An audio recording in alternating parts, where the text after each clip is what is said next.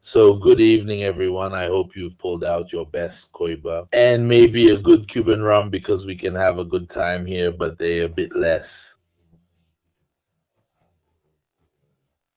So, welcome to Diego Battistessa, and later Claudio Locatelli will join us as well.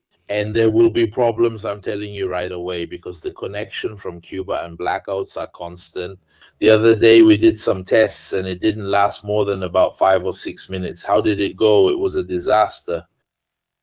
I would start with the reason why there is a crisis. Cuba is in a perpetual crisis, but right now it is in an unprecedented crisis because Well, Cuba, good evening. Good evening, everyone. Good evening to all. It's a pleasure, Mirko, to be here tonight to talk a bit about what's happening to the Pearl of the Caribbean. That's what Cuba is called. Because right now we are facing an unprecedented attack from multiple fronts. And above all, an isolation that hasn't been seen for a long time, maybe not since the fall of the Soviet Union. I mean, Cuba. Right now, it is alone. It's under attack from the Trump administration, and it's also experiencing an internal situation of social and political deterioration that has never been seen before. So we're definitely talking about a crisis, one with many factors at play. We are talking about the situation of the Cuban people. And I would say that we are facing, to put it simply, an image of a double siege. On one hand, there is an external siege. Yes, we're no longer talking about just a financial embargo, which the United States, as we know, has maintained since the time of Kennedy, but we are actually facing an energy blockade that prevents fuel from reaching the island. And now with the wars, after the war in Ukraine and the war we're experiencing now with Iran, the United States and Israel against Iran, we're realizing how essential fuels are, not just for gasoline, but also for a whole range of things in our daily lives. And with the energy structures, the energy infrastructures, which are already struggling in Cuba, they're obsolete, precisely because of the damage caused by the embargo. And also, as we'll mention, not an excellent internal management. We'll talk about this too. The blow that is hitting the island today is deadly. And from this blow, the people of Cuba, almost 11 million people, are suffering directly, absolutely, and inhumanely. Question 1. How much does the Venezuela issue matter? 2. How self-sufficient are they in terms of internal production? Well, the Venezuela issue is directly connected, closely tied. Mirko, because Chavez, let's remember, Fifth Republic Party, 1999, wins the elections in Venezuela and right away decides to support Cuba and basically becomes the great stronghold of Fidel Castro. In the region, they talk about socialism of the century, of the 21st century. It will be Venezuela that starts giving barrels of oil to Cuba, the same barrels of oil that Cuba will use, both for internal management and for diplomatic management. So then distributing or reselling barrels of oil to other countries, it was there for an unconditional support. Let's say that after the fall of the Soviet Union in 1991 and the period of the special law, the special period, in Cuba, let's remember that the Soviet Union provided Cuba with 80% of its domestic needs. In general, without going into details, when Chavez arrives, Chavez, I'm not saying he replaces what the Soviet Union was doing until 91, but just to be clear, he starts to become the main pillar that Cuba relies on, and Venezuela receives intelligence and other types of support from Cuba. If I'm not mistaken, I sent you another image where you can see that. Here we are. Hi, Claudio. Hi guys, it's a pleasure to see both Mirko Campochiari and Diego Battistessa. You're in Madrid, right? Listen, I am. Yes. We connected, which felt almost miraculous to me. I can tell you it's a miracle. Yesterday, 2 hours of connection. It lasted 30 seconds a minute. I'll stop and let Claudio speak because let's take advantage of it. Since Claudio, well, like this, I'll update Claudio a bit. We talked about the connection with Venezuela. We were talking about how self-sufficient Cuba is, how much it depends on so-called donations of fuel from others. We just mentioned the issue of blackouts, but we haven't gone into the details of why blackouts are particularly problematic right now. It's all connected, obviously, to American politics, even more so than in the past. If you want to explain, since you just came from reddit.h after 18 hours of blackout. Let's leave it at that. I'm the one on the lucky side. Now let's talk. Besides greeting you all, I'm really glad that we're able to give some space to what's happening on the island. By the way, with an expert like Diego and another person on the ground, like in my case, now we need to update people here because many have gone on vacation over the years. But in Cuba, the situation has changed a lot now. And in any case, many may not have fully understood how things are evolving. First point is how I'm connecting, because maybe people don't even know this. I'm connecting through a cellular network because right now, Wi-Fi isn't working in many parts of the island. The cellular network is from Empresa de Telecomunicaciones de Cuba, Sociedad Anónima, which is the phone and internet company for all of Cuba. Until a few years ago, sorry, one moment, excuse me, they're making a bit of noise. Until a few years ago, there were little cards, I mean small scratch cards that you had to scratch off, get the number, enter it into your phone, and then you could connect to the internet. Where you would connect to the internet in the town squares. The scene that many people have to imagine. Those who haven't seen it and those who have seen it should remember it, even today. It's a lot of people standing still in a square looking at their phones, that thing we almost joke about nowadays. Here it was the only time when, in certain parts of the country, you could get connected. Now, the cell phone works much better on the street. I mean, the connection that's more stable, paradoxically, is the one you get on the street. But what kind of connection do I have right now? A 3G, so not a 4 or 5 connection. A 3G routed through a VPN in Rome? I mean, I'm using a relocation of the digital positioning of my cell phone to make it simpler for people. Basically, what identifies my connection. In Rome, yes. In Italy, obviously in a fictitious way. The Cuban government pretty much lets this go because it's actually a necessity that everyone has, the government and people in general. But technically, it's not exactly a normal thing. It's actually meant to prevent certain things. But what is this program supposed to prevent, for example? Guys, Mirko hosted me, he's hosting me, he invited me, and I'm always available with great pleasure. But this program doesn't connect in Cuba, the one I'm using to connect with you all, so I had to relocate to Italy with a 3G street line, but I'm at home. Right. Did that give you an idea? For those listening to us, let's get into the electricity issue. It's an urban domino effect. While I'm talking, I have to laugh because the owner of the house is charging his electric motorcycle. Yes, because Cuba seems to be becoming the hippie paradise of motorcycles and solar panels. It's a joke. They're all trying to use the electricity supply they had, but since we know there's an electricity crisis, why are they doing this? Because, as I imagine you've already said, the crisis starts with fuel, with production. I'll do this very quickly, maybe I'm going a bit fast, but I'm afraid the connection might drop, to be honest, so as long as I see it's working, I'll go a bit fast. And let's skip the part with the most impact for a moment, but let's try to get to the main points. Then you can talk about them. In case, basically, okay, perfect, if this has already dropped, basically. Who is listening to us? What was the previous one? Many have said, well, but it's always been like this. Cuba has always had problems. Yes, in every country. This situation, according to many, and as I have also verified myself, and I think Diego agrees as well, it has no precedent. Precisely because of its type and structure. It comes very close to the special period after the collapse of the Soviet Union, so the early 90s, but it's not the same.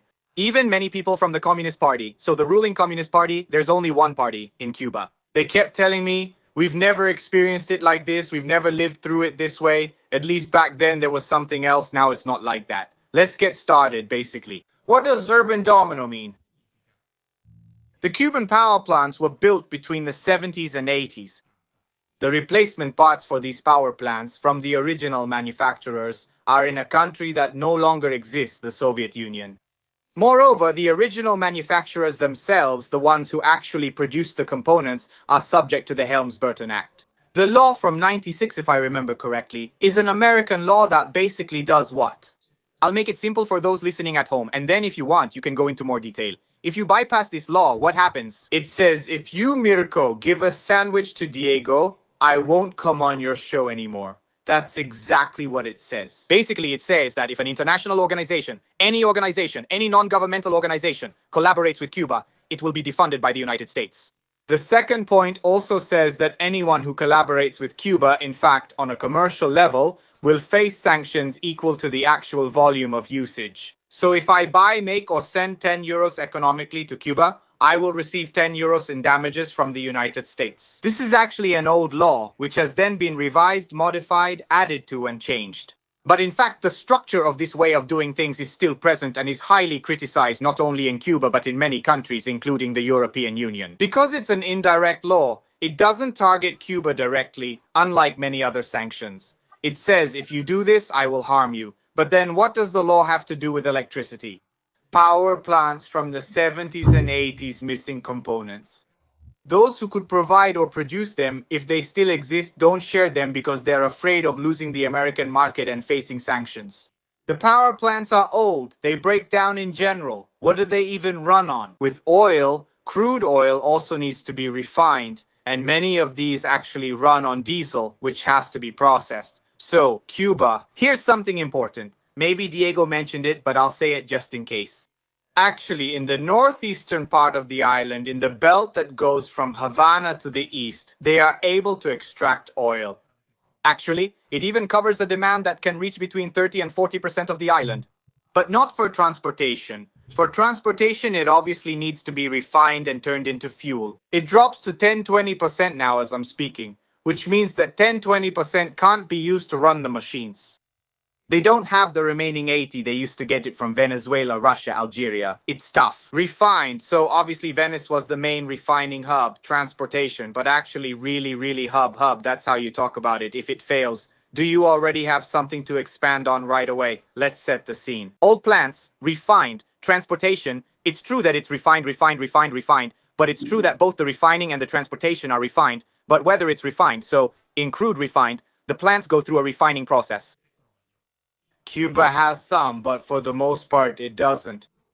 After January, Maduro's seizure, the import blockade, and by the way, one ship went to Israel from Venezuela, they're no longer arriving in Cuba. As a result, Mexico tried to send something, but it was immediately affected. Not so much by the Helms-Burton Act, but by the consequences of this way of doing things, so basically threatened by the United States. Now, I'm explaining it simply for people, so please don't hold it against me. And as a result, you can't repair your power plant, you don't have enough refined oil to run it, nor to transport the products that come out from various other places. As a result, the electricity supply drops, and obviously it can't meet the needs of the Cuban people. And it goes out in a way that, guys, I've seen in war, but not to this extent. I mean, in Ukraine, it goes out less. Let this be clear to those listening to us. Cuba is not in a military war, but in fact, it is in a diplomatic and political war. Because the 18-hour blackout the other day is the second in 7 days, the one on March 16, just a few days ago, lasted over 24 hours. What goes out? Refrigerators, food spoils, obviously everything that needs to be recharged. There's no fuel. You can't run the trucks. We use electric motorcycles. There's no fuel to run the electric companies. You can't use the electric motorcycles, so we reconnect everything to the old electric companies. Fuel that used to come from Venezuela is basically gone. You can't get it anymore. Because even if you could, what would you use to buy it? I launched a support platform for emissions like I do in every country, including those at war. I spent all the donations. I hope you'll reactivate them, of course, because you'll verify that I'm Italian, but I spent them all on my link because it says Cuba.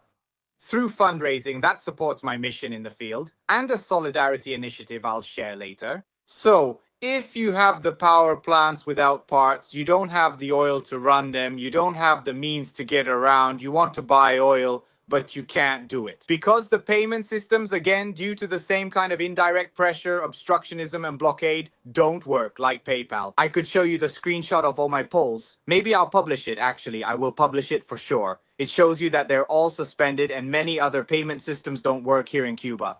And who buys in Cuban pesos? No one. No one is going to buy in national currency, the currency of Cuba, the Cuban peso, because clearly nobody wants it, so you can't even buy oil. Last but not least, two things are missing. water and garbage collection. Yesterday I counted 35 soldiers, 3 trucks, and 2 excavators going through the streets of Havana trying to collect the garbage. One of the men on the street made a joke. He said, "Well, they come by now once every 3 days when they should be coming by 3 times a day." I mean, they come by now when they should be coming by. I mean, they come once every 3 days when they should be coming 3 times a day. What happens in Italy when there's an emergency? You send the civil protection and the army. Cuba is using the army to collect the garbage. Because out of 100, about 110, 120, the numbers might be slightly different, but that's the order of magnitude. Of garbage trucks in Havana, now I'm talking about the capital, about 100, 120, 110, 120 trucks. Only 30 are working to collect the garbage. Why isn't there any durability? Like this. Let's also show 2 statistics, because since 2024, tourism has dropped by 30% in 2024, by another 10% in 2025, and by another 6% in 2026. I know that there are stores there made for tourists where Cubans can't buy because obviously the prices are just too high. But they don't have enough money to buy. They don't have real purchasing power. In those stores, they're stores just for tourists and they serve on the water. Or is it just fear of the connection? So No, they're basically used to bringing money here in the shops. If tourism drops, how are you going to pay them?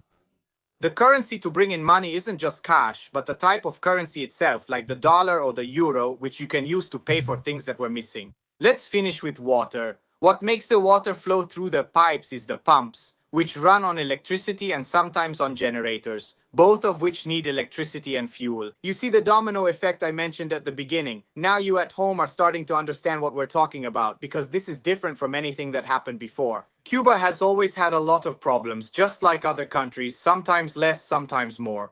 So Venezuela stopped sending oil, the shipments are almost non-existent, there haven't been any for months. At this point, since January, the situation has been getting worse. The power plants are from the 70s and 80s with Soviet components. The manufacturers, if they still exist, don't supply them anymore. To repair them, the power plant goes down, both because you can't fix it and because there's no oil, there's no electricity. You can't get around on the road with electric scooters. Or in any case, whatever you had set up, by the way, because of a Cuban reform from a few years ago. A lot of people in the outskirts and many citizens outside Havana, far from the capital, have electric stoves. It was a reform from some time ago by the Cuban government, which was technically a brilliant idea, but now it's useless. With the electric stove. In a small village outside Havana, clearly you can't do anything anymore. The 18 hours were 18 hours in Havana, in the capital, in a protected area.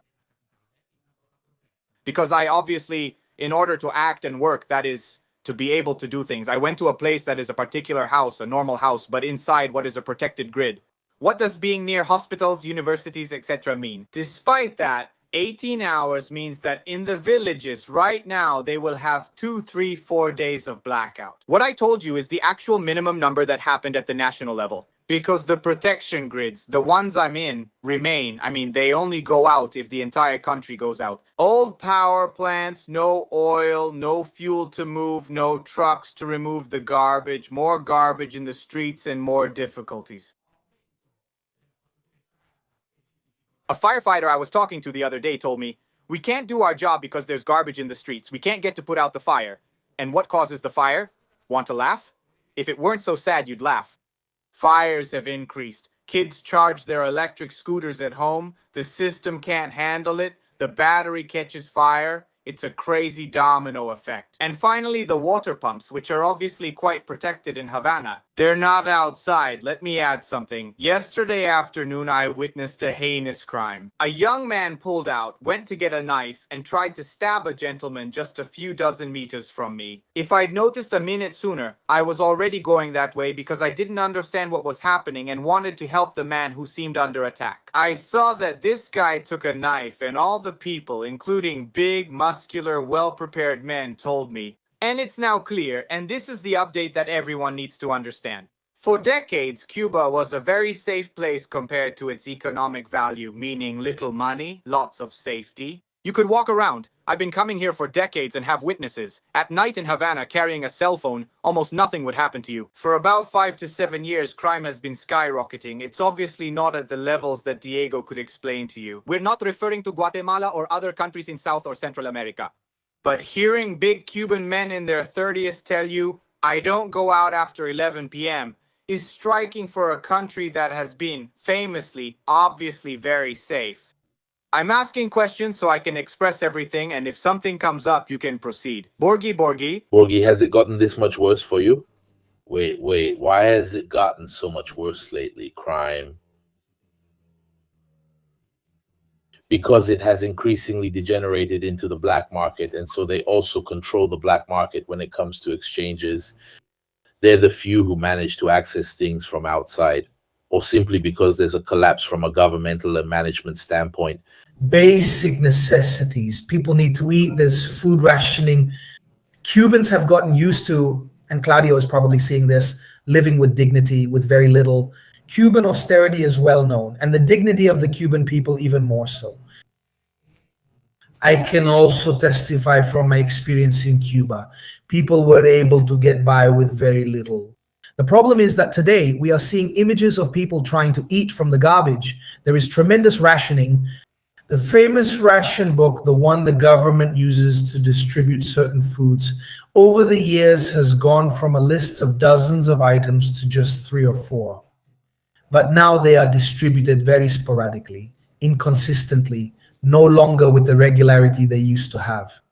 And there is a need to cover basic necessities. What is it? Just to be clear, like the bread card we had in Italy during the Second World War. They call it the booklet. Basically, every family unit would go. In Venezuela, they were the local committees for supply and production bags. Then brought from Venezuela to Cuba, the booklet. You would basically go to the designated building and the Cuban government system would assign you a certain amount of food, different types of food, salt, beans, rice. Certain things obviously had to be enough to last for the whole month. Little by little, this changed, it diminished. And today the things you can access through this system are very few.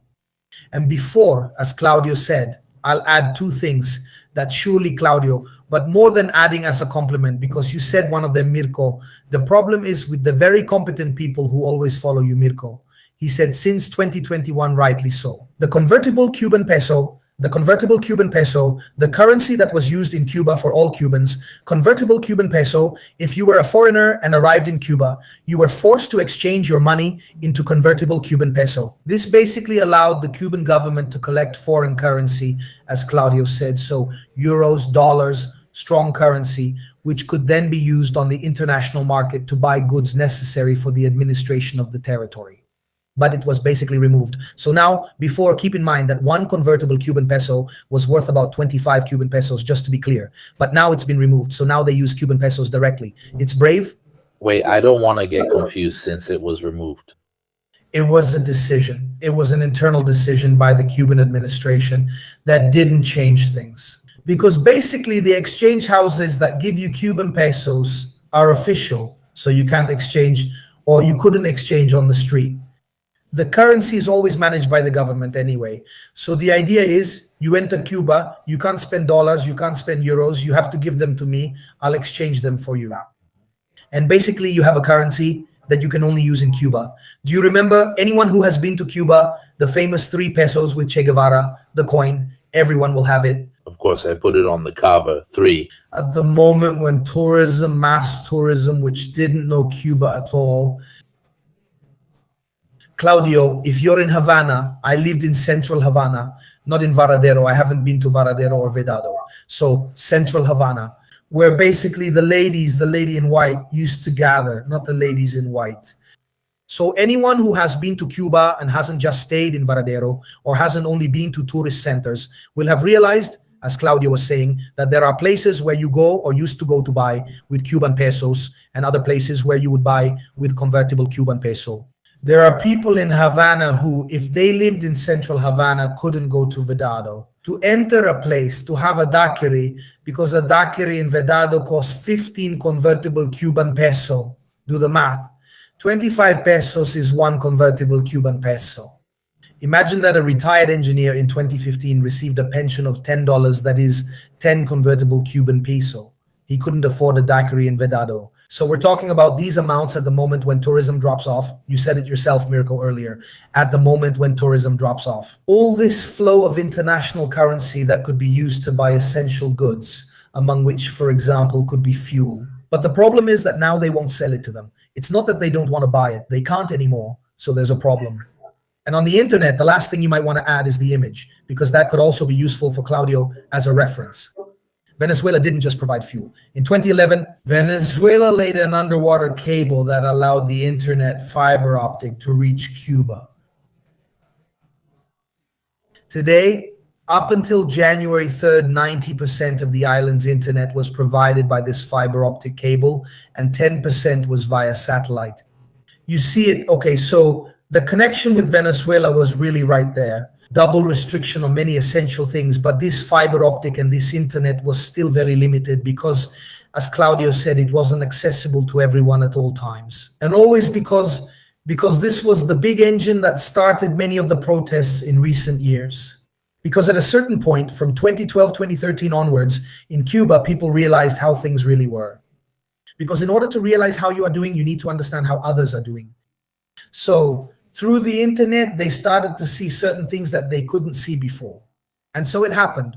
We remember, right, the Arab Springs. We remember what massive internet access did in certain contexts. I'll stop here, though. I just wanted to add these couple of things. 2-1, what is the reason for the decline in tourism? 2, what is the reason why they removed this damn exchange rate if it was useful for bringing in good currency?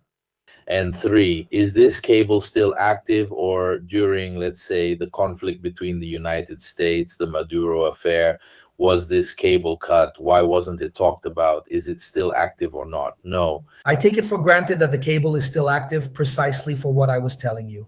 The internet is actually used by the Trump administration to still be able to stir up the flames of protest, which are important on the island. So it wouldn't be strategic to cut off the internet right now. It's strategic to take away the internet. As has happened and still happens often in Iran, internet coverage needs to be removed. I'm not saying that's the case right now, but in many cases, internet coverage has been deliberately removed precisely to prevent gatherings. The possibility to gather, to call people to the streets, because in recent years, there have been several protests, some bigger, some smaller, but there have been quite a few. I'll try to connect to some of Diego's points. They're excellent. Starting for a moment also from the question you asked about the libretas, to make it even clearer, to get to some key points. In fact, it's a document that allowed you to share the tomatoes from your garden. Technically, the garden in Cuba belongs to the Cuban people, and through the state, you could access your tomatoes. Ours is simplified, but that's how the idea was born during the Castro era, and that's how most of Cuba's history was experienced. So, on one hand, it allowed something and connects you to transportation, because earlier he made some great comparisons about salaries. Do you know how much it costs you? At home, of course. To get around, for example, Vedado's a neighborhood in Havana. Central Havana is another neighborhood, Old Havana, among the neighborhoods of Havana. Getting around can even cost 400, 500, 600 Cuban pesos, the national currency. How much does it cost to take a bus for 1,000 kilometers? 130 pesos, but how come I spend 600 for 4 kilometers and only 130 to travel with the state bus line? The whole island, well, not exactly the whole island, but this comparison makes you understand that the ideology had tried to keep transportation at a price accessible to everyone. And on one hand, it's a wonderful thing, in my opinion, but on the other hand, many Cubans keep repeating, and it's clear that it's a real fact, not just their opinion. But it's also proven that if you never manage to make a profit from your transportation system, no matter how much you improve it, a Cuban in a Nugara told me, yes, we use public transportation, but there are fewer vehicles and they're increasingly broken down. So, on one hand, it's a very good thing to make sure everyone can use public transportation, but on the other hand, if it costs you 600 pesos to go from Havana to Havana, if it costs you 130 for 1,000 kilometers of road, it's clear that that bus isn't making a profit. It's not even getting enough money to cover its own operating costs. The gasoline, the bus, and the driver, transportation has this peculiarity. And obviously with the fuel problem we talked about earlier, Guys, the other day at a gas station, there was a 2 kilometer long line. Cars waiting, paying $9-10 per liter, $9-10 per liter, €8-9 per liter. Do the previous calculation. Let's add in the salaries. A papaya of this size, a big papaya of this size, can cost 500 pesos.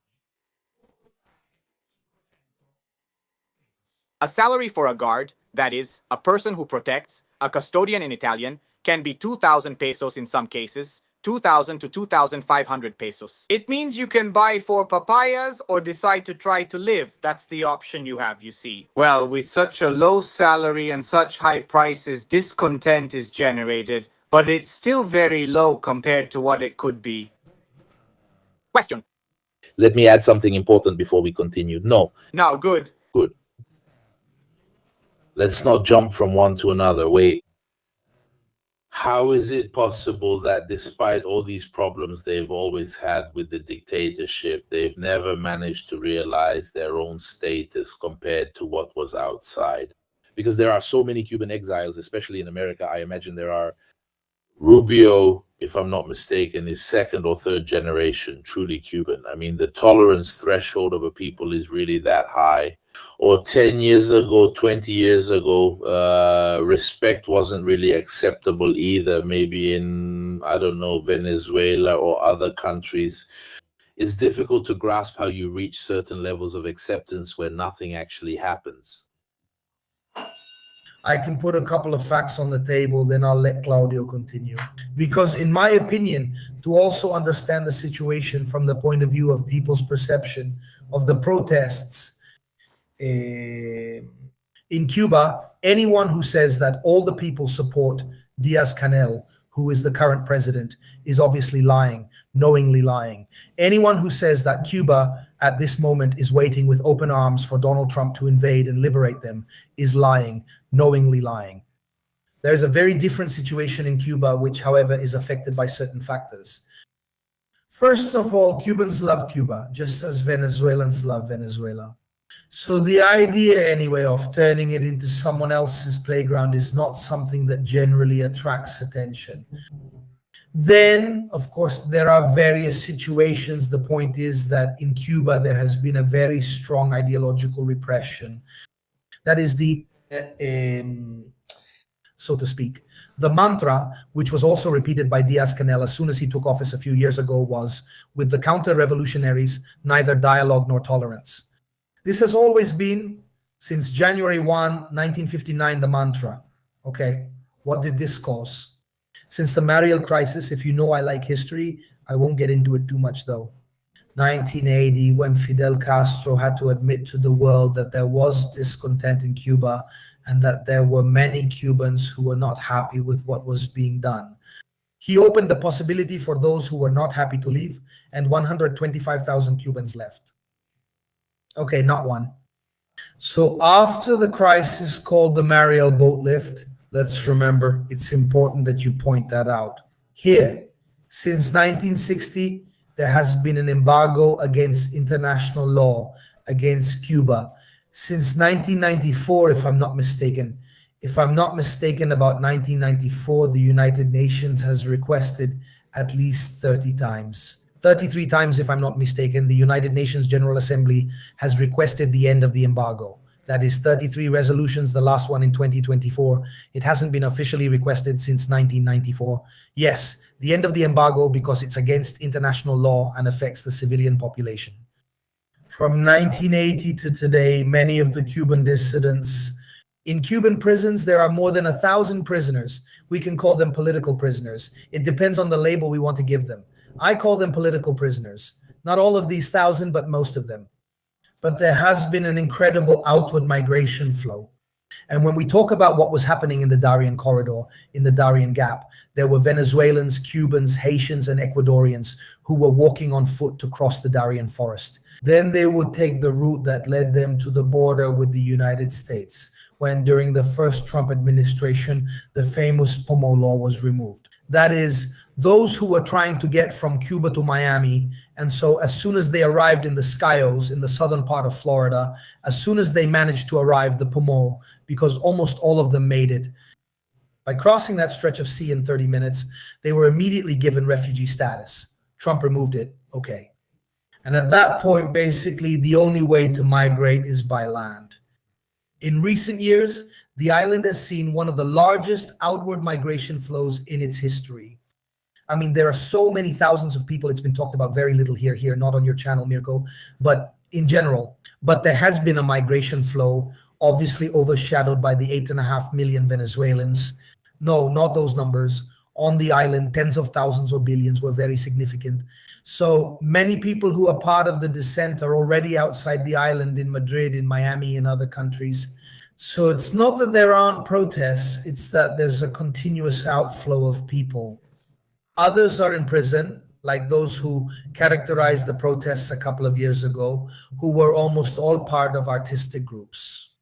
And the last thing, Mirko, about why tourism has declined is because the Obama administration had reopened direct contacts with Cuba, allowing cruise ships that departed from United States ports or that were operated by United States companies to dock in Havana, bringing a significant amount of money, tourism, and activity. With the arrival of Trump, the island started to be strangled again. Biden, we never say it, but Biden did nothing to improve the situation. And with the second Trump administration, Trump stepped on the accelerator. Even though we know that the mastermind behind this plan is Marco Rubio, because as you said before, Marco Rubio is exactly the person who is trying to strangle Cuba. And the last thing, when on March 7th I wrote about it in Il Fatto Quotidiano, the meeting in Miami between various presidents from the right and far right of Latin America, and they talked about building the Latin American shield. One of the dossiers on the table was Cuba, precisely because the idea is to isolate it. And right now, out with Venezuela, out with Iran, Russia, unable to have a certain kind of influence, China at this moment is keeping to itself a bit and is completely isolated. Another thing, the United States hasn't talked about moves on the ground yet, and they probably won't. It's not something they're interested in at the moment. There's a bad story. But let's also remember something else, that it's difficult for Cubans. Even if Silvio Rodriguez asked to be given a rifle, it all happened here. You know, one of the most important singer-songwriters of the Nueva Trova Cubana, who asked for a rifle. They gave it to him in a ceremony these days. I don't know if Claudio had already arrived when they held the ceremony. Yes. The point is, let's remember that when the operation was carried out in Caracas and Maduro was kidnapped, Maduro's private guards were Cubans. They were all killed, 32 of them, 32 on the spot without being able to react. Basically, then, even this myth of Cuban resistance in the face of the United States Delta Force crumbled on January 3rd. So, I mean, we're also facing a difficult narrative. The question, Diego, isn't what Trump did with Venezuela using the excuse of drug trafficking, Maduro, and so on, actually just another brick in the strategy of strangling Cuba. I mean, Venezuela was the anchor that was still keeping it afloat, so it's part of a broader strategy. Look, it's hard for me to talk about Trump and strategy in the same sentence. Well, I say Trump just to simplify. No. Because we all actually know who we're talking about. First, let's go bomb Iran, then we'll see. No, so anyway, but actually behind it, if we think about this mastermind on Cuba, who could be Marco Rubio actually? The great pillar that supported the Cuban situation after the fall of the Soviet Union was Chavez's Venezuela and then Maduro. Once this was gone, it definitely became much more difficult for Cuba. Look, he wants to do it. He wants to invade Mexico, but we've seen, without even opening the Mexico chapter, which is very big, that right now, as Claudio says, Mexico is being strangled by United States interference and is trying to find a solution. The famous phrase, right, poor Mexico, so close to the United States and so far from God. Biden, I want to add something very important since you gave an excellent overview of the pressures from American presidents. Biden did something that went unnoticed, which concerns us Europeans. If you, Mirko, now decide to go to Cuba, and if you had decided to do so, from 2021 onwards, not before. Since 2021, you can no longer apply for the electronic system for travel authorization, which is the facilitated European access to the United States. You have to apply for a visa. So Biden, in total silence, made one of the toughest moves regarding European access to Cuba and the United States. If you decide to go to Cuba from 2021 onwards, you automatically can't enter the United States with the electronic system for travel authorization. You have to apply for a United States visa, which will almost certainly be denied, as happened to me. But not because of Cuba, but obviously because of Syria, or it will be permanently denied to you. This means that all European citizens, that is us, if they go to Cuba, basically can't even be tourists in the United States, not with the facilitated systems. How long does that law last? I mean, does Biden's law have a lifetime effect? So you can't apply for the electronic system for travel authorization anymore. Once you've lost the right to the electronic system for travel authorization, you can't go back. That explains a lot about the terrorism issue. But what Claudio said is important. It's the name of this law, because it's not just any law. On August 22, 2022, Cuba was placed by Biden among the states that sponsor terrorism. So it becomes a state that joins that famous axis of terror. You remember Bush, right? The war on terror. So it joins that axis. We're talking about the United States, which is negotiating these days with Morocco to have the Polisario Front become a terrorist organization. I mean, just to make you understand, the Polisario Front, we're in Western Sahara, just to make you understand the criteria behind these names. No, I mean, it's important to understand this too. There's a basic geopolitical issue. It's not an analysis of how much money Hezbollah has given. No, it's purely a geopolitical matter. Look, I want to say this regardless of what anyone believes from an ideological point of view, whether you're pro-Cuban system, I'm not, just to be clear, or anti-American or pro-American and so on.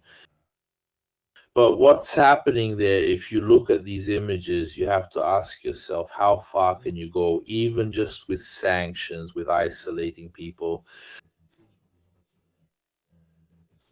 I've watched some videos these days, people digging through the trash, people just look at the houses. I'm not showing them because they've added background music and so on.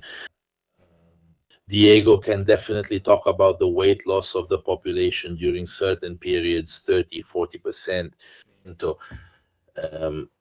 These are people who simply say they want to live decently. They're really pissed off. I don't know how much with their government, how much with the situation that has developed with the United States and so on. But look at them. They're literally desperate. And there are dozens and dozens and dozens of videos like these. So depending on what you believe, on your ideological position, these people need help, plain and simple. So I understand that they've been fighting an ideological war for 70 years, them and the Americans, but not allowing the entry of consumer goods, of things that aren't military, that can't increase the power of the Cuban government anyway, and so on. This doesn't make sense, and obviously all the United Nations resolutions really emphasize this position. That's the absurdity.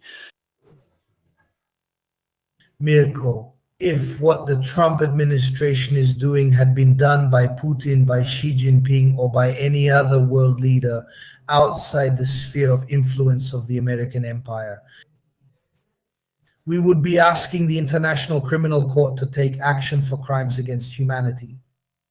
This is to understand how international law works and why we use double standards. Beyond that, and you explained it very well, beyond the feelings and how someone might feel romantically attached to the Cuban Revolution and everything we want, also, let's remember one thing, and this is important when we talk about the Barbudos who entered Havana. From the triumph of the revolution, January 1st, 1959, to today's Cuba, there is no color. The Cuban Revolution is not just one, it has gone through many phases. So to talk about the Cuban Revolution, we should talk about different phases. We're discussing what's left of the Cuban Revolution today. Someone once said, if Castro were here, things would be different. Raul Castro is still alive. The Castros remain. He's just no longer president. At this moment, then the point is, as you were saying, they're asking the Cuban people to choose whether to starve or to sell out their own government. Because the negotiation that's going on, which isn't really a negotiation because they're asking Cuba, you need to remove the president put in his place someone who agrees with the conditions we're putting on the table. Then we'll reopen the fuel channel. Medicines can keep coming in, they can keep arriving. Food apart from what, quite significantly. Congratulations to you and your colleagues outside. Allow me to say it with a bit of criticism, who are outside of the political tourism we're seeing these days, because there's a political tourism on the island that gives me chills. People who have forgotten about Cuba in the last 15 years, and in the last week, they all rushed to Cuba with their party's flag to show that they were there. Beyond that, help is always welcome. Beyond these missions, which are also risky, as you said, because you are just one person, you have to move around to different places, so you are taking a risk as well. When going to Cuba, you also have to explain to Cuban intelligence that you are not on a mission for someone else, because it's not just the risk that the United States might not let you in. But you also have to make Cuban intelligence understand, even though it's limited in influence and resources, but it still works, that you are not a threat. So in short, there's a bit of risk from all sides, regardless of what you're doing, which is very commendable. The point is that there isn't a real negotiation going on.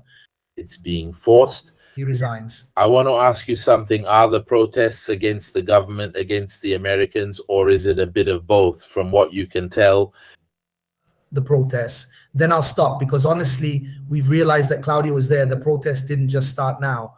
If you go look for a video made by a singer named Yotuel, not just him alone though, if you look up Yotuel, it's called Patria y Vida, which is basically the antithesis of the revolutionary slogan Patria o Muerte by Fidel and the Castrists.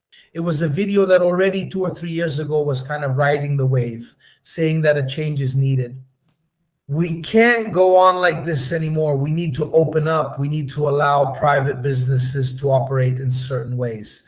We need to allow new technology to come in, because once the internet arrived, even Cubans realized that the famous healthcare system, so highly praised, was a very good healthcare system at the beginning of the 1990s. And then once you can't replace the equipment, just think about how much medical and healthcare equipment has evolved in recent years. If you don't have access to this technology, you can't keep up with the advancement of medical care. So even if you have a brilliant university, people who study, but you don't have access to certain technologies or to certain protocols. So I see that they're also taking it out on the parties, in the sense that here they're burning down a headquarters. The protest started in 2000. After COVID, well, even during COVID, there was something, but after COVID, the protest started very strongly and indiscriminate, arbitrary arrests began. In Cuba, if you are suspected of being against the Cuban system, you go to jail. Forget it. The idea of a fair trial doesn't exist in Cuba. Cuba is protecting itself, and in a state of permanent war, it's defending itself from constant aggression. So that's how it reacts, even in the face of possible signs. Activists or people have been imprisoned just for signing up or registering their names. Homeland and Life for walking through Havana. She had been put in prison because she was calling for an uprising against the Cuban government. So, in short, within our criteria, not saying our criteria are the best, but within the criteria we use to establish a participatory democracy where there is freedom of expression and the possibility to influence political decisions. This does not happen in Cuba. So according to our criteria, Cuba could easily be defined as a dictatorship if we analyze Cuba's history. How the Cuban government is responding to constant aggression and the need for self-determination and survival. The criteria probably change, so we can't use a hatchet to define reality. We have to be, I always say this, Mirko, when we talk here, responsible for the complexity. And so thanks to Claudio, who is there, this complexity becomes a bit more accessible. I connect to all the points that Diego expressed so well, and I also try to bring them to the present day. Now, and also two things. First of all, also the psychological perception of the Cubans there now. But what is Washington trying to do? The removal of political power, the replacement, as Diego said, of the president, and so on and so forth. Doesn't that remind you of something? 2022 Moscow, Kyiv, the demand to remove Zelensky, ready to invade the country. They invaded it. So it's true, double standards. If it had happened, and it did happen on the Russian side, we would be talking about it from morning till night. It's happening in Cuba, which for many is a thorn in the side, considered symbolic because then, in terms of military and economic power, obviously it collapsed. After the 90s, Cuba had one of the strongest armies on earth in terms of guerrilla warfare. So much so that the ultimate battle, piace fondamentalmente anche a me aggiungere, all the historical pieces is called Quito Cuanavale. In Africa, it's considered the African Waterloo. It was the battle in which Che Guevara was already dead at that time. But in the previous period, he had led what later became the liberation of Angola, the independence and in fact the liberation from apartheid in Namibia, and in fact the dismantling of apartheid South Africa. So the Cubans had a very strong army. Nothing of that remains anymore, just to be clear. But what is happening, what is being attempted against this island is in fact what Moscow is trying to do to Kiev. And let me remind you of something else. The spheres of political influence. They are trying to divide things. The same way of thinking applied to two different parts of the world. The Russians do it in the Eastern European area, the Americans do it in this area. It's the so-called Monroe Doctrine, meaning that the United States takes care of all of South America and Central America, and Europe was not supposed to intervene. This is a doctrine that predates, of course, the Second World War. Cuban perception. You were talking earlier? Why do Cubans act a certain way? Here, there's a big external bias at play because Diego already mentioned it and included it in various aspects. You can't just make a clean cut. Cuba, with the same gross domestic product and economic value, should be like some African countries with 45% malnutrition. And with people in Cuba who can't get access to anything. Maybe in Africa you can't find certain things, but even if you find them, you can't access them. So there's something to understand. Cubans have lived with dignity, in poverty, which has brought them a kind of wealth from the first world. While they had $3. What does that mean? I give $3 to Gianni and $3 to Luca. With $3, Gianni manages to pay for school, but with $3, Luca can barely buy a sandwich. The Cubans, in everything we've described, are searching for their current situation. A large part of it comes from Kennedy's proclamation. So from 60 Eisenhower, 62, Kennedy the 3,447. If I remember correctly, that's the embargo. When we talk about the embargo, it started with Kennedy, who expanded Eisenhower's restrictions. All this stuff has kept the island in check until now. At the same time, it made the Cubans want to defend themselves. And this also explains the lack of internal reaction in many countries when difficult conditions arise. But the Cubans? On one hand, the love for the homeland and the fact of standing up to someone who is constantly trying to attack you. If there's a common enemy like in Ukraine, people unite and nationalism grows. However, Mirko Bias is difficult to grasp and many struggle to understand it. Cuba's economy over all these decades in various aspects, obviously better in the 80s, worse now, and so on and so forth. It's much better. It's always been much better, especially at certain times compared to the vast majority of countries. All things being equal, meaning with no crime. The possibility of having a lot of subsidies. And that's also one of the problems of the island. You go and subsidize, but on the other hand, you end up creating a black market. That's another issue that doesn't exist anymore now. So, to understand people's psychological perception, you need to realize that they are angry, sometimes even against the party and the government. But on the other hand, there isn't a typical rebellion you would expect in conditions like these. Because in reality, they've always been much better off than the vast majority of countries given the same economic value. I mean, those $3 in Cuba let you walk down any street. You were sure you could go to school. Like, for example, there weren't computers at home, but you had them at school. Your school, you could learn to use a computer even if you might never have one yourself. As a Cuban, you couldn't buy it. Not because you were prevented, but because it was simply too expensive. This is the paradox you need to understand. I mean, you find a school in the forest in Cuba. Well, it's not really a forest, more like a tropical forest. You find a school among the palm trees with a working computer, but you can't find the road to get there. That's how Cuba is, and that's why the Cubans... Actually, we need to add something very important from a historical point of view. Because for those who don't know, who aren't experts in Cuban history, until 59 there was 710 years. The Rough Riders were an American cavalry led by President Theodore Roosevelt. Theodore, the first one, not Franklin Delano, who occupied the island. I mean, they've constantly had wars. Spanish, American, English, one after another since 59. One of the achievements, the positive revolution in this case, is peace. If you get into Cuban psychology, you'll find people who tell you, someone told me just the other day, I'm in the Communist Party, I'm not anti-revolution, but damn it, translated into Italian as poca miseria. The president, as the leader of a country, has to take responsibility and must know how to manage it. I mean, that's the whole thing. Cubans criticize the government a lot, actually, but they do it in a way that's not really rebellious. But we really can't, and I really want to emphasize this, truly understand. CUBA. If we don't realize that, under the same conditions they had things that we have, infant mortality in Cuba is as low as in Italy. We have millions upon millions, millions upon millions of euros more. At the same time, there's the other side, the flip side. What we've already mentioned and talked about so far. In crime, there was a saying that was used up until 10 years ago. Cuba, 1 out of 3 is a cop. Now there are no more cops. They do something else, get items on the black market, resell them, and so on. La polizia ora non c'è più. This is another element that has totally changed society, and I'll connect to that. One last very important thing, because it's the next step for Donald Trump, and it's already happening in part, is the pressure on external airport access to the island. I'm sure almost no one has talked about this yet in Italy. I don't know if Diego and Spain have, basically. The flights, what are they doing now? Almost all the flights, there aren't any, only a few are left, and that's where we are. They make a technical stop on the way out, meaning they arrive with just enough fuel to get to the island and to leave for about 45 minutes to an hour. They usually go to Santo Domingo. What have we started to see for the past couple of days?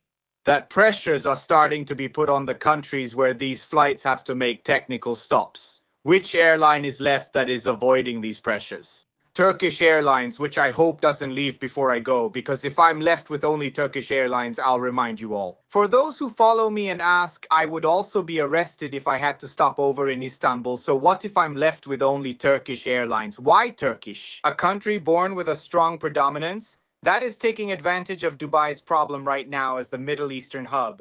And so it's focusing on Central America and that whole area, just to give you an idea about America. Another piece is added. The United States adds another piece and starts putting pressure on the airports, just like they're doing with the Cuban doctors.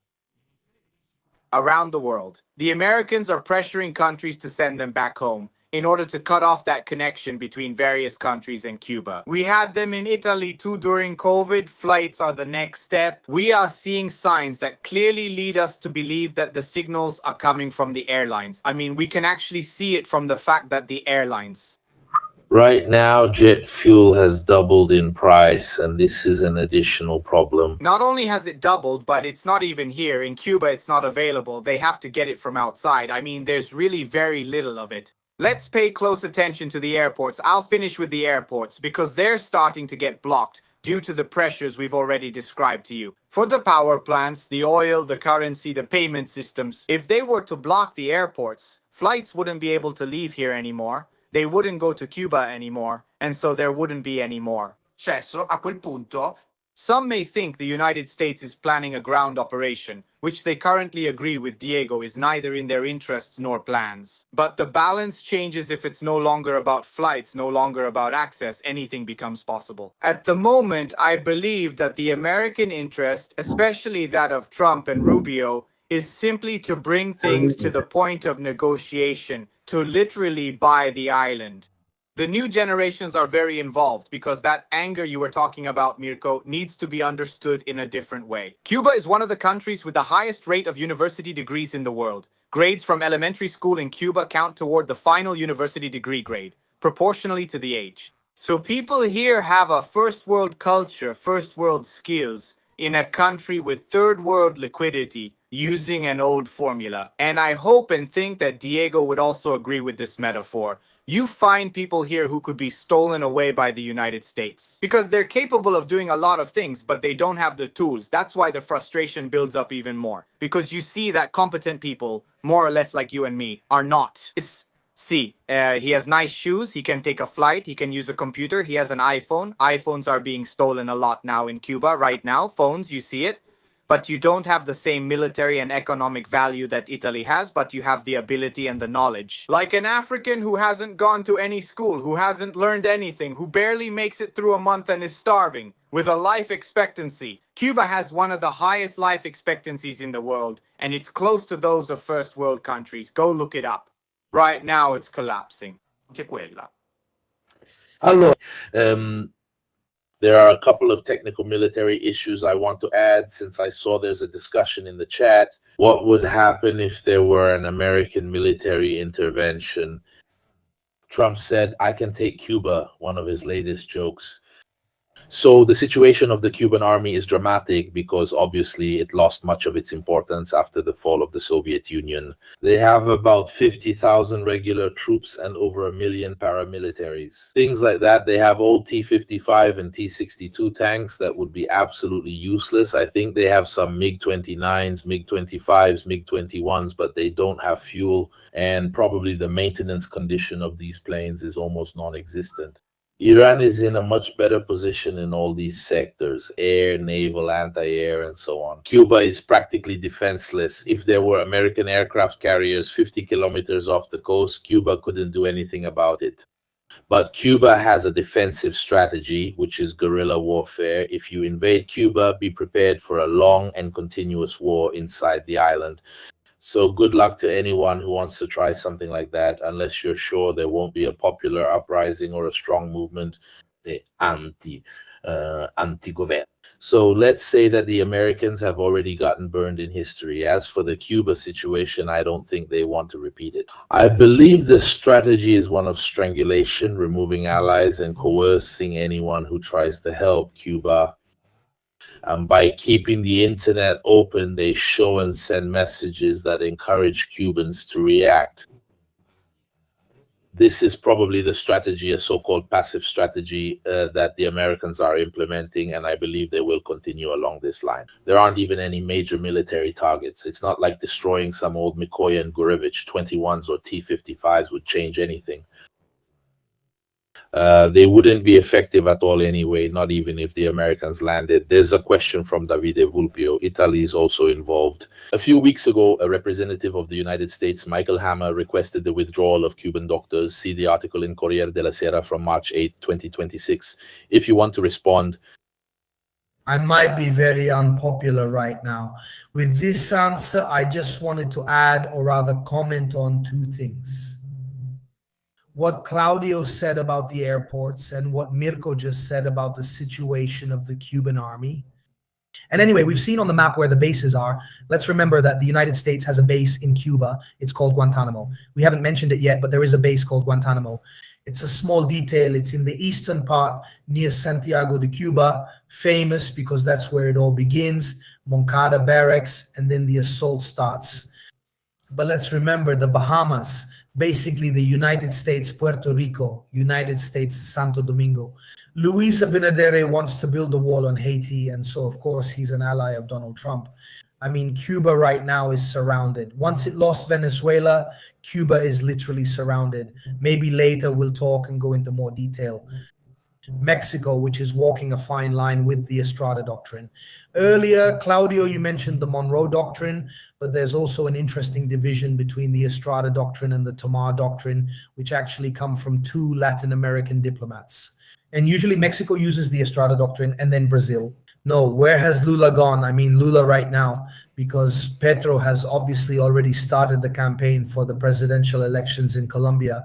So at this moment, Petro is trying to campaign for his continuation in Colombia, not exactly his own side. But in any case, there should be continuity so that Uribe doesn't return to govern. But Lula hasn't disappeared.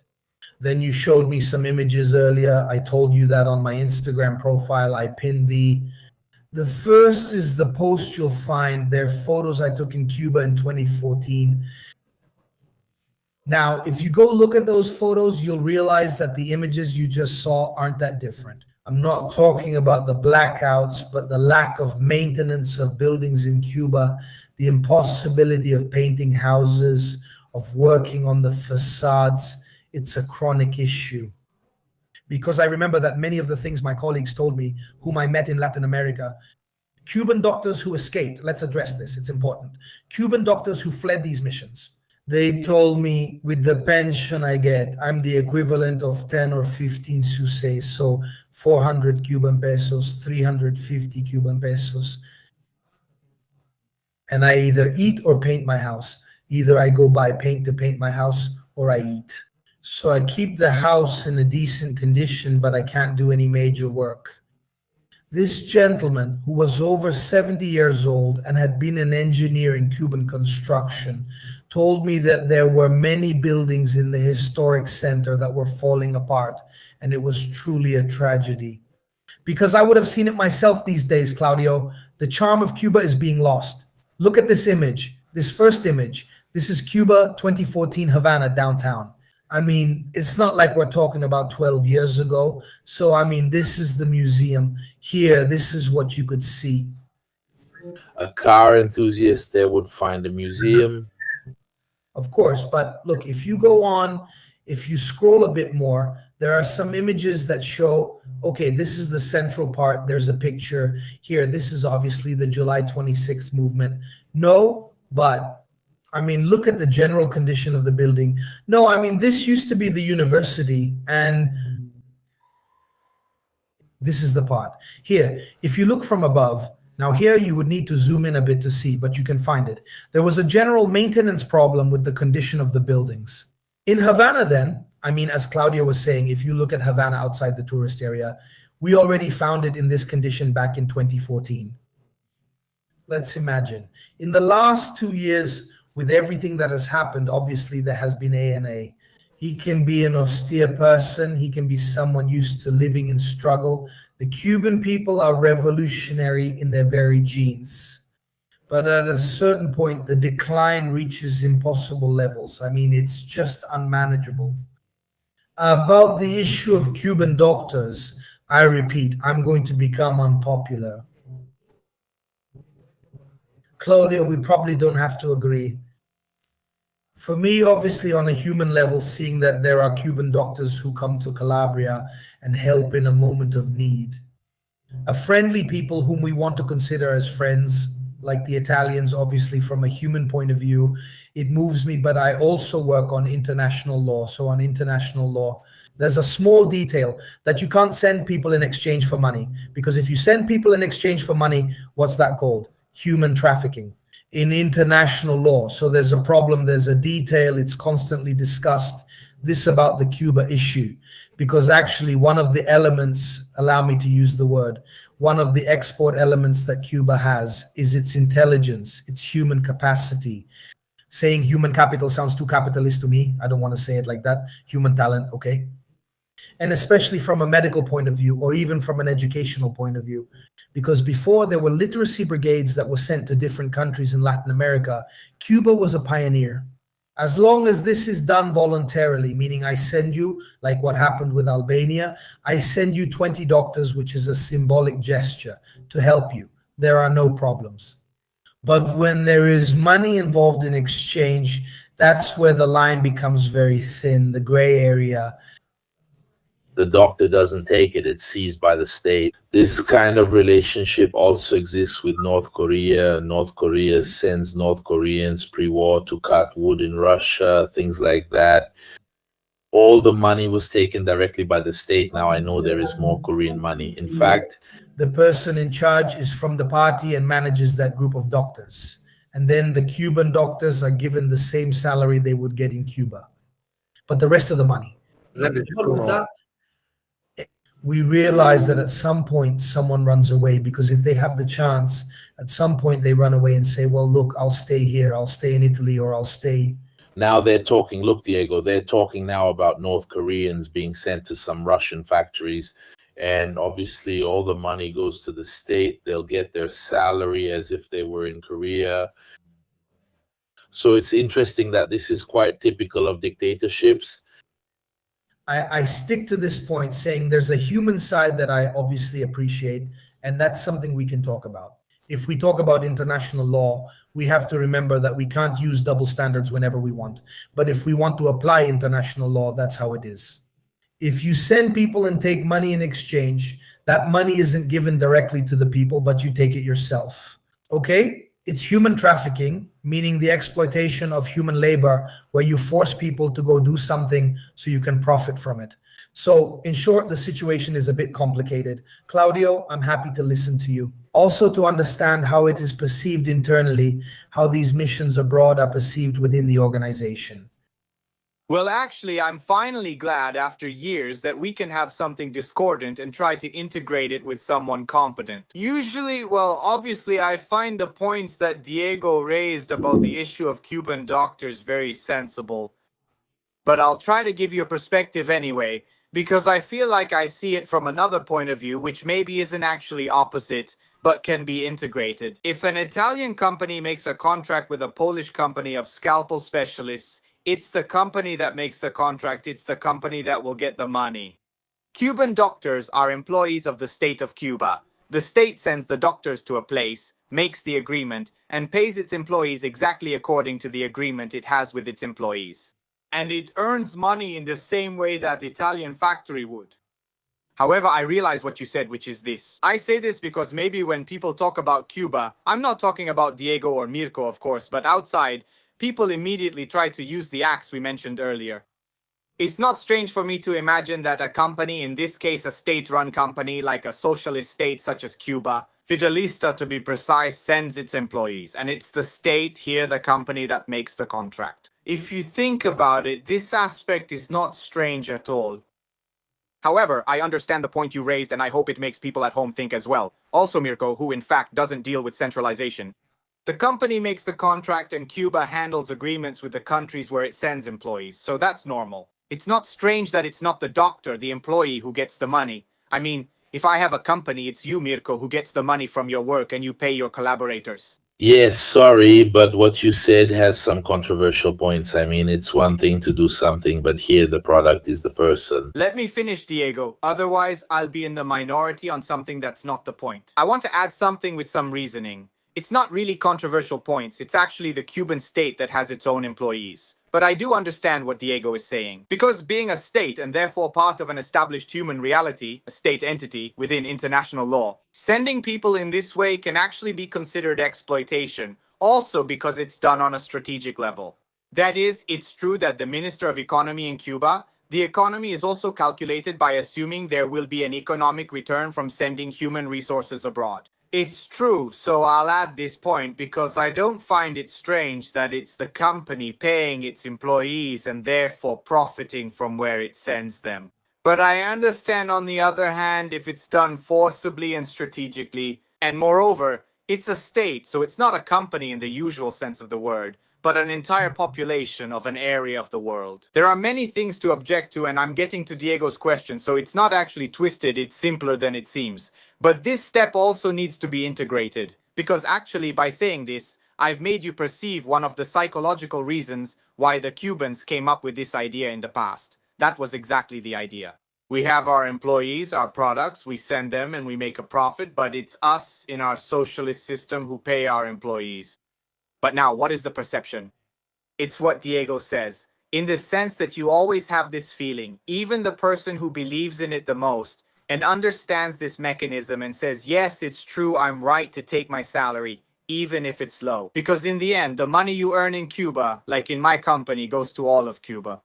I mean, in the end, if you go to a five-star hotel and pay, the money goes to Cuban healthcare, to transportation, but in the process, things don't work and there's an alternative market. A doctor who says, I go, they give me 1,000 pesos, 2,000 pesos, and he doesn't see the immediate profit from his work. This, in my opinion, can be considered a failure because it makes you lose the desire to keep intervening even when you believe in it. If it's not balanced out, though, yes, I don't see it as completely the opposite. I mean, I think it needs to be integrated.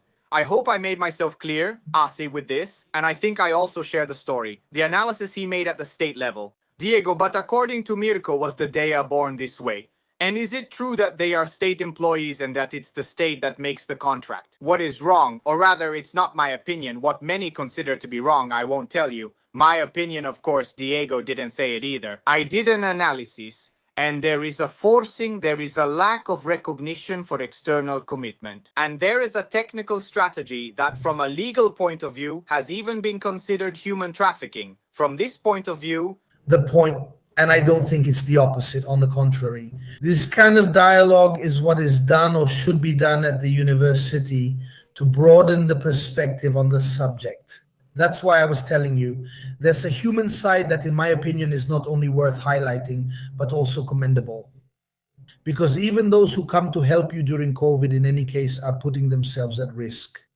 The point is that the reasoning is within logic, which we fully understand. It's as if everything is allowed for capitalism, and for socialism, since it's now in the minority, certain types of strategies can't be allowed. And logically, what you put on the table makes complete sense. You explained it very well. At the level of international law, the point is that the state is a subject of international law and the company is not. And this is a flaw in international law. Because today, thinking that there are transnational companies that earn more gross domestic product than a state that are not subject to international law and therefore have free reign over various things, it's also quite something. In Spanish, they say abrumada, which means it's also a bit scary. But in the architecture of international law that we have today, the state is a subject of international law because it ratifies certain treaties, while companies have freer hands. Then the company does pretty much whatever it wants with the expats. And obviously, there are countries that use companies to do the same thing that Cuba does, always for strategic purposes.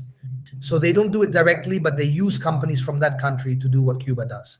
But within international law, there has always been and continues to be this kind of tension. No, for Cuba, obviously, it's not just strategic, but it's also a kind of diplomacy, a diplomatic intervention. No, I forgot something I wanted to add to your earlier point. It's not just a matter of access to education, which in Cuba has been made universal, but also access to culture. One of the things that in these 15 years living and working in different Latin American countries, I have always noticed, especially with the generations born a little before me. So, and up until the 1960s, 1970s, and therefore before the fall of the Soviet Union, there was an incredible access to culture, which was much higher than the average level of the same generations in Latin America, who were not part of those social classes that we're probably talking about, the oligarchy almost, right? I mean, those who had access to, who had such economic power. So I go study at the Ivy League schools in the United States, or I go on the European tour? No. So if you took a 30-year-old Cuban in the United States in the 1990s and compared them with a 30-year-old from a lower middle social background from the rest of Latin America, and the difference was incredible in terms of cultural knowledge, cognitive ability, and global awareness. But there are also criticisms there. If you go into a bookstore in Cuba today, you'll see the famous phrase by Fidel Castro: "We don't tell the people to believe, we tell the people. We don't tell the people to believe, we tell the people to read."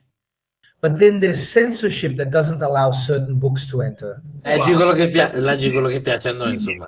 Also the other side of the coin. No, you tell me, read the books that can arrive, which were obviously very profound books, many of which after the Russian invasion of Ukraine were censored in Italy, because at a certain point Pushkin became unreadable after Russia invaded Ukraine.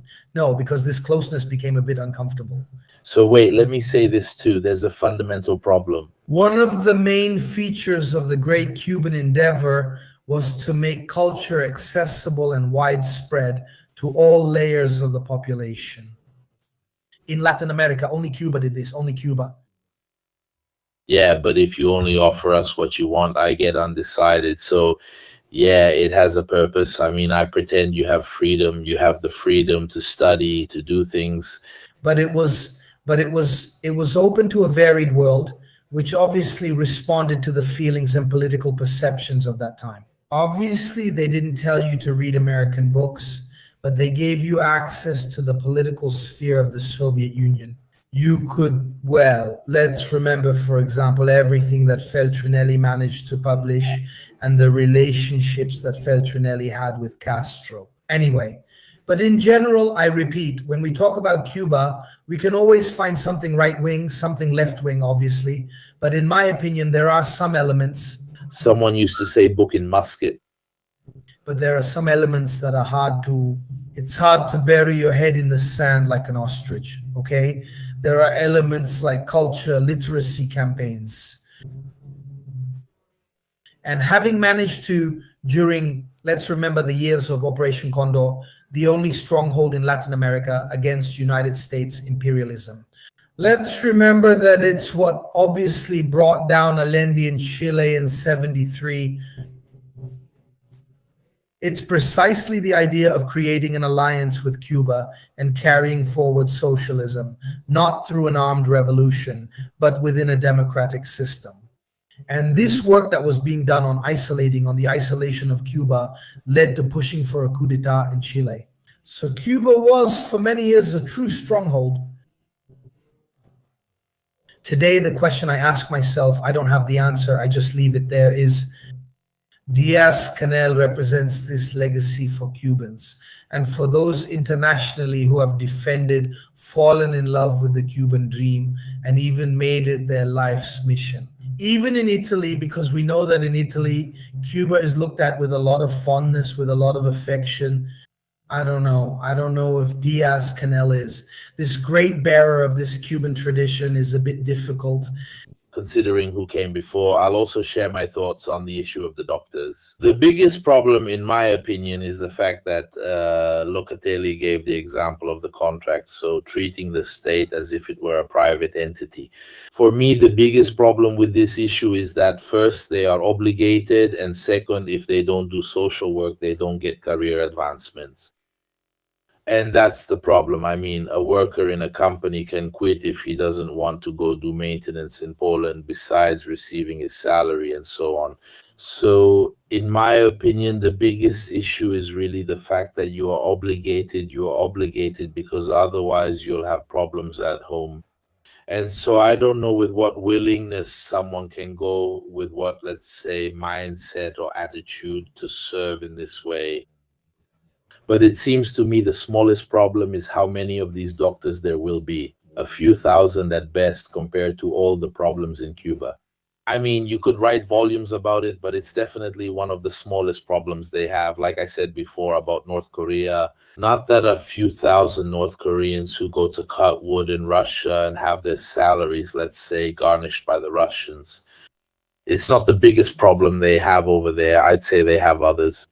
There's a question from Stefano Di Donato. But the Chinese aren't doing anything. They have no interest in protecting Bajukal and the other sites used for signals intelligence against the United States of America. I don't know how interested the Chinese really are in Cuba or if they've taken any action in this regard. It's not one of those countries where we've seen them take major action, unlike in some small Italian towns or even in Africa or South America. I'll take another one too, otherwise I'll lose track of them. At this point, as the director of Russia, if the United States of America behaves this way, I think that's the stupidest question I've ever read. Because excusing a mistake, interference, or violence with more violence is not a zero-sum game. In my house, a thief plus another thief makes two thieves, even in my house. So get rid of this mentality of but also, but the other one, and what about the foibe? Because that's exactly a way of thinking. Also, because if you look at Russia, Crimea, Donbass, and other areas of Ukraine, the United States, Venezuela, and Cuba, China is 2 minutes away from taking Taiwan. Well, it's just that they give me a sense of peace. Forgive me. I'm against the American invasions of Afghanistan, Iraq 1, Iraq 2. Against their intervention in Venezuela, against the siege of Cuba. I'm against Russia in Ukraine. I don't particularly like Hamas nor Israel for what it did in Gaza.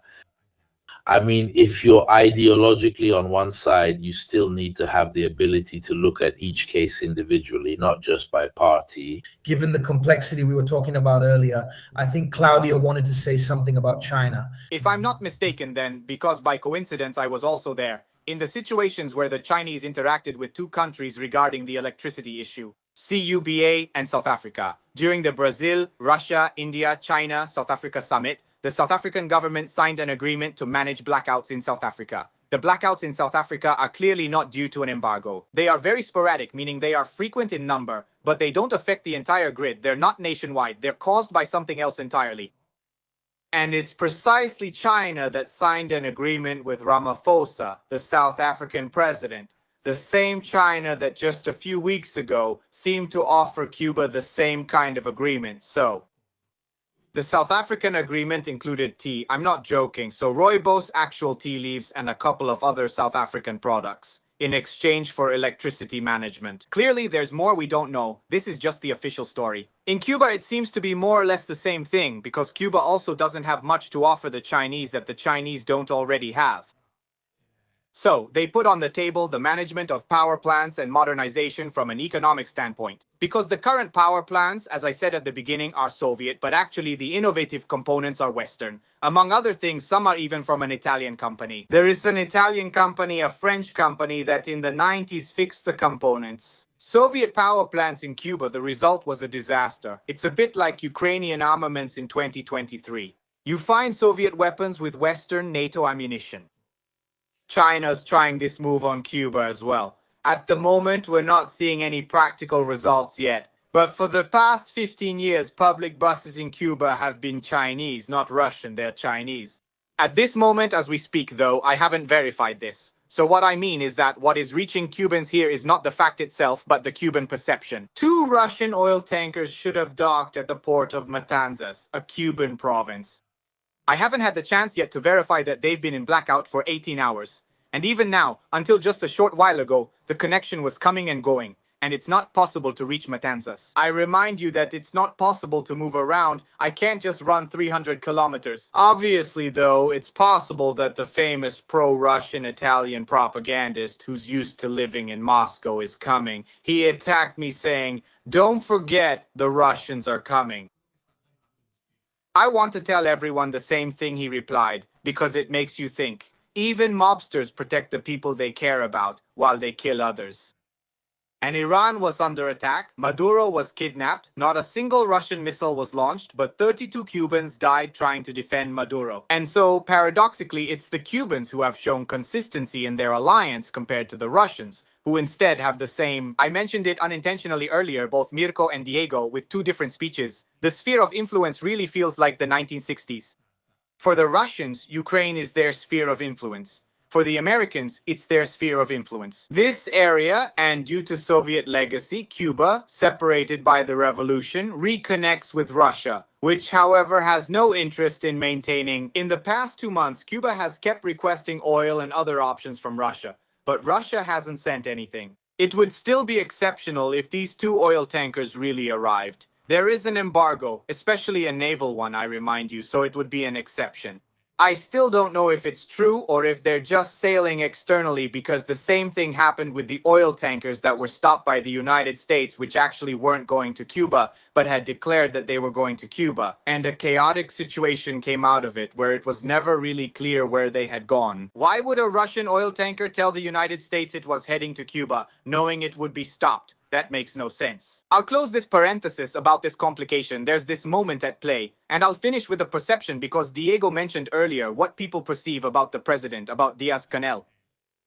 You have to understand that Cubans right now, and I'm speaking to those listening to us, can be divided into three groups. The majority groups, about 80%, and a minority group. The 80% is divided between pro-Castrists and anti-Castrists, but all are pro-revolutionary with all the conditions that come with it. Being pro-revolutionary doesn't mean agreeing with many things about the revolution. Actually, in Cuba, 20% is not an exact percentage. I'm giving you more or less a sense of how people talk in Havana, outside Havana, in the eastern province and in the western province. It's elements put together. They're the ones who, like Sanchez, are clearly against everything in Cuba. And they are totally willing to leave it in the hands of the Americans or someone else, like American Afghanistan. There's an important point about the president. He was an engineer. He's someone born after the revolution. Castro, Fidel, and Raul have two very different policies. Diego knows this well, and so do the Cubans. At home, many people say I'm with Fidel, I'm with Raul, meaning two completely different things. In Italy, it seems like they're the same person. The Castros, that's not the case. Raul has always been more pragmatic, and he's the one who introduced the partial privatization reforms. Fidel has always been the one for big mass movements and big events, even unsuccessful ones. Sometimes, like the sugarcane campaign that failed, they had to reach a certain number of millions, but they didn't make it. And Fidel said it publicly, because I'm telling you this, because Fidel, as a politician, not as a revolutionary. The first reform he made on earth, the land he expropriated, was his mother's, his own. Which politician in Italy do you know who, when making a reform, the first thing he loses is his own private property? This is to help you understand the Cuban mentality of that revolutionary part that tells you. On this specific point, it tells you. But at least he tested the mistakes on himself. While Diaz-Canel at the moment seems like a person, he is described as a good-hearted person. That's the impression people get. He is described as a good-hearted person. He is described as someone who loves Cuba, but he is also described by many as someone who doesn't seem to have the firmness that Fidel had. And I kept hearing everyone repeat this phrase. If Fidel were here, if Fidel were here. The funny thing is that everyone means something different. They say it, but they mean a different aspect of the exact same phrase. Because then I ask them, obviously I'm investigating, and they say the result is different. But it's important because it means that people's wisdom and way of thinking really have this reference point. It's like saying at least he, when he did things, even if he made mistakes, he did them on his own skin. And this right now actually remains in Cuba. But be careful with the youth. In 2015, I spoke with the G4 ambassador from Cuba in New York. You are in a dark room with a red phone, the one used, among other things, in various difficult situations, and a picture of Fidel Castro. She told me, "We will have the free market, and we will have all the achievements of the revolution together." I looked at him and I felt like laughing out of sadness because the idea, some young Cubans, or not so young, she must be about 30 now, there was a representative of the G4 at the United Nations, a Cuban diplomat, 23 or 24 years old. This is one of the achievements of the revolution connected to the culture that Diego was talking about, that you could access, like Yuri Gagarin, anything. This is also similar to a small part of the early Soviet Union, but she, who must be about 30 now, I hope I can meet her again. She had this idea that many young Cubans have, that you can integrate the two things. You can have social rights, assistance for the elderly. They were in line the other day, and when elderly or pregnant people arrived, they let them go ahead immediately without hesitation. There are subsidies for people with disabilities back here near the steps of the University of Havana. There's a new project from a few months ago for people with disabilities, similar to the Italian restaurant projects where people with disabilities serve at the tables and work. Created by the Cuban state, that is, it continues to provide assistance. And also the issue of transportation that I mentioned earlier, the subsidiarity of transportation, this mechanism, you see, the Cuban mentality is complicated and the Cuban situation is complicated. Many young people think they want the kind of market we have because they're smart enough to understand it. They're educated enough to want it. And they think that Cuba can become like Italy. They don't think that Cuba will become like Nigeria. And this is like doing what China does, state capitalism.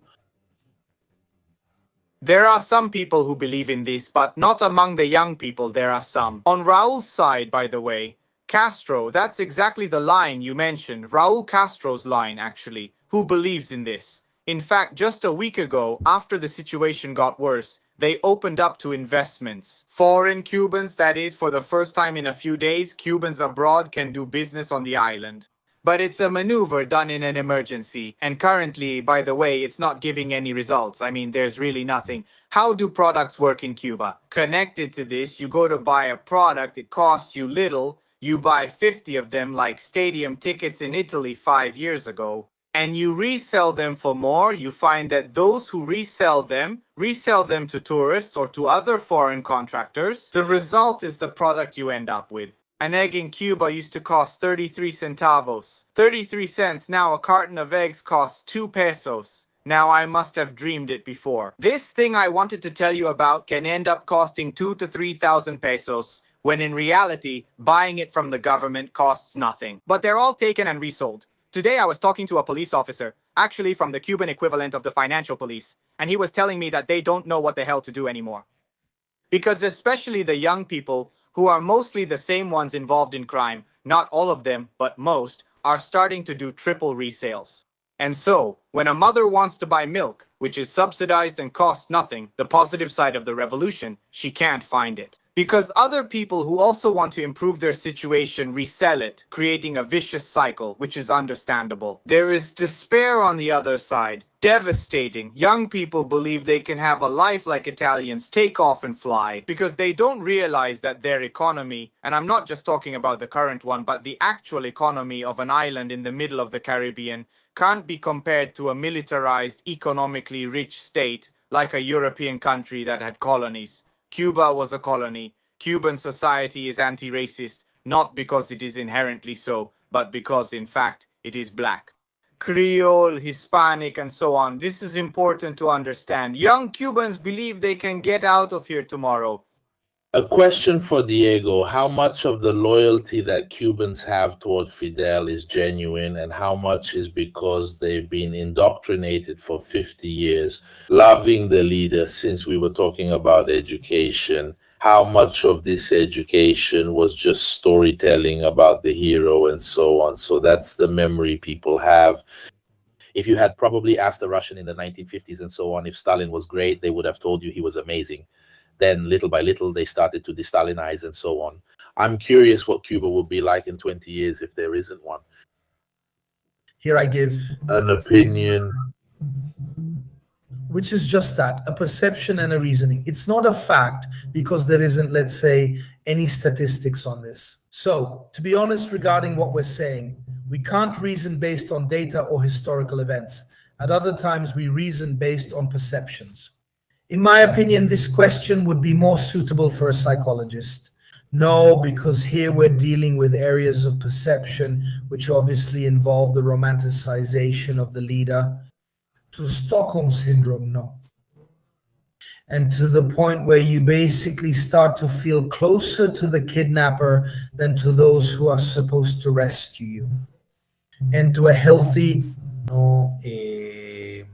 desire to follow, a very strong leadership that changed the history of a continent, in my opinion. How much is there, for example, in school education? How much was dedicated? Obviously, if you talk to people who were raised and educated in Cuba after the revolution, as happened in Chavez's Venezuela, the children, there were school books, and you would find a child in the school, a picture being embraced by Bolivar, Jesus, and Chavez. I mean, obviously modest. Let's say a school curriculum that's a bit ideologized, right? Then these things, excuse me, are very fascinating, because I always find that both in fascism and, let's say, in the far left communist ideology and so on, in the end, they fall back on exactly the same things. No, obviously there's the construction of a symbolism that has to be very strong. I, for example, remember, I'll give you this, I don't know, maybe Claudio, I'm giving you homework, just kidding, but go and see if anyone remembers it. This is because they were told to sing it at school, or at least to recite it. It was in Bolivia. Basically, it was in Bolivia. Che Guevara died in Bolivia. Camilo died at sea without gunfire. That's how it was. Camilo died at sea, and Tanya died in Bolivia. Camilo died at sea, Tanya in Bolivia, and Che. And we will follow the example of the three. Say it in Spanish. I would like to hear this in Spanish and see if he recognizes it. He's from Madrid, this guy. Can you say it in Spanish for a moment? The sea died, Camilo, in Bolivia, Tanya, Che, and we will follow the example of the three. Did you listen to it? This one? I'd never listened to it. Had you ever listened to it? This is thanks to everyone. Camilo died at sea in Bolivia, Tanya, Che, and we will follow the example of the three. They are talking about the post-revolution schools of the 1970s. Are you a teacher? By the way, yes. She's a middle school teacher and actually also at the Technical Institute. She's here in Havana because we forgot to mention that outside of Havana, people are cooking with charcoal. Of course, that's another thing. Let's say first that now it's all about machetes, cutting wood, and cooking with wood. So, as we were saying before, there are a series of deliveries, symbols that obviously tend to elevate the figure of the leader.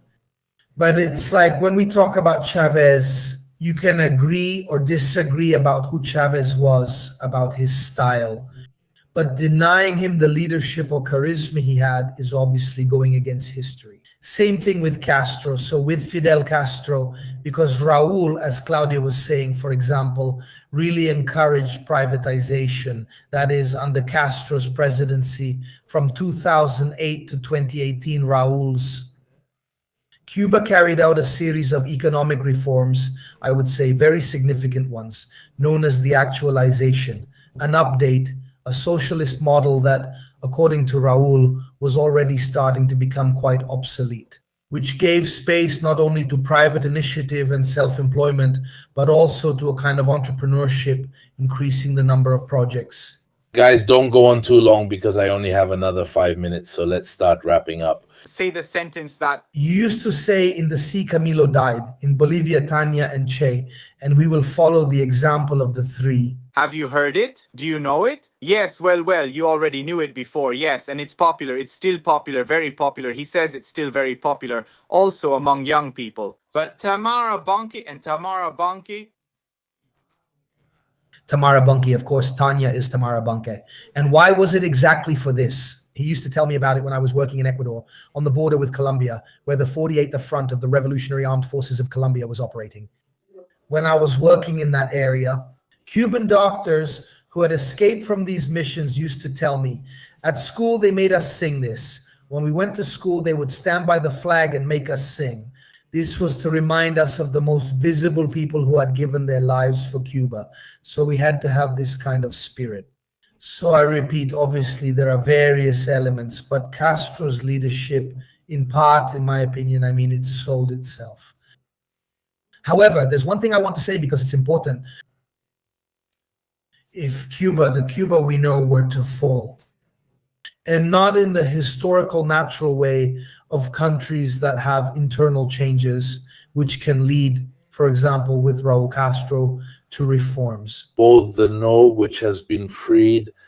If they don't have that internal process, but if Cuba ends up being overthrown, because we're talking about wanting to overthrow the Cuban system, at this moment, as Trump wants to do, probably the last flame in Latin America of the possibility of something different will be extinguished. Because the Sao Paulo Forum, someone mentioned it in the comments, in the 90s, that's where they came from. Lula, Chavez, and other presidents who later emerged, we've talked about them. No, Mirko, do you remember the pink tide in those two cycles? No, they have always been based on a principle. Cuba was the starting point, the point of return, the main ideological thread, the one that managed to resist the pressure from the United States. If Cuba were to fall, today there is no one in Latin America capable of taking up this legacy, which is very significant.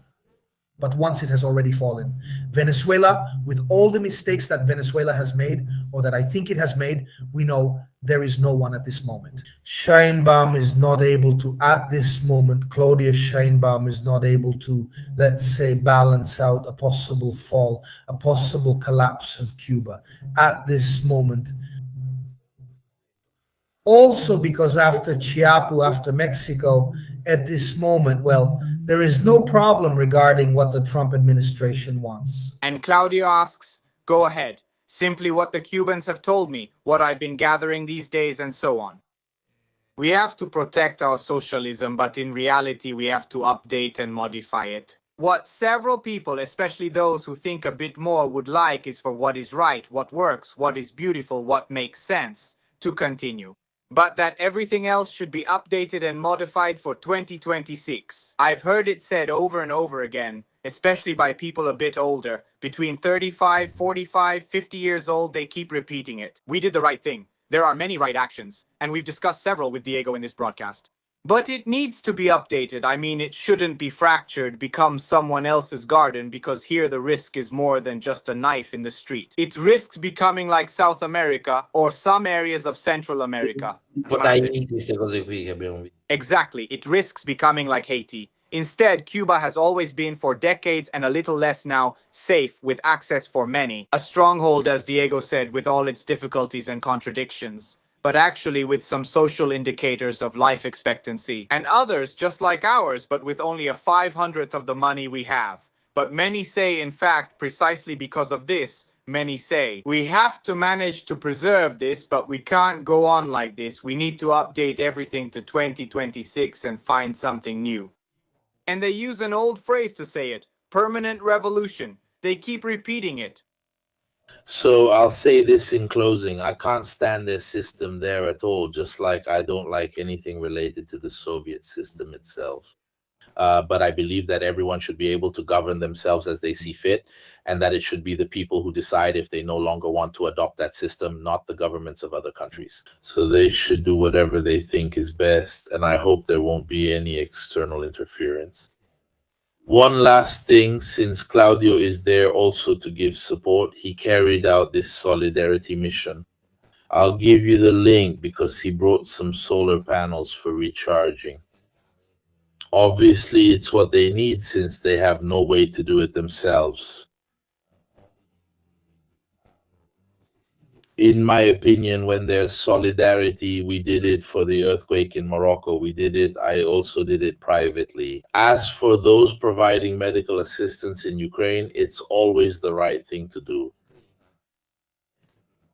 regardless of whether I like that system or not, like whether I'm pro-American, pro-Cuban, Trotskyist, whatever you want. When it comes to people suffering, if someone can help, I would help. Whether it's a hardcore fascist or a super communist, if I see them suffering in the mud, I feel the same way. Because humanity goes beyond ideology, beyond what we like and what we don't like. That's something I've really taken to heart. Let's stay human, and that's all I want to say, because it doesn't have, sorry, I missed a period. I'm still here on a mission of verification and reporting, and also, as I often do. So anyone who wants to benefit from my work in the field, etc., can support and make the mission real, and also support this act of solidarity. For clarity, Mirko mentioned it, they are portable, foldable panels that are used for charging. We just used one a little while ago to charge cell phones and flashlights. As you can imagine, two of the most important things needed right now.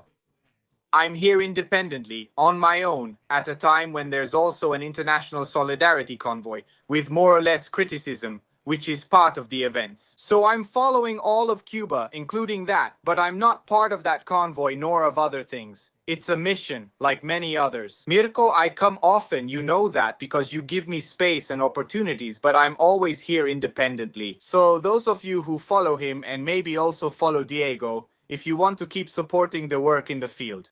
Planes, food, things, they all cost money. That's why it's important to support the mission, and in this case, also this Solidarity Initiative. There are 20 foldable panels for cell phones and flashlights, to be precise. Thank you. We want to make that clear, since... By the way... It's ahead of schedule. No, say it. Why? Oh, do you need to go there too? No, I mean the panels cost. Which Claudio rightly mentioned earlier. He mentioned it like the boat. He anticipated everything. So that's the story. I want to thank Diego Battistessa and Claudio Locatelli very much. I'll see you again on Tuesday, where we'll talk about Iran again, because things are happening and we need to keep up with them. So Daniele Moro Fontana and Lanzara will be with me. We'll be a bit political, a bit technical, to debunk some myths, because with the downing of friends, which happened maybe, there's a lot of confusion. Then people focus on the details, like the 2 missiles launched on Diego Garcia, and then they don't look at the bigger picture of what's happening. So thank you all and good night. See you on Tuesday.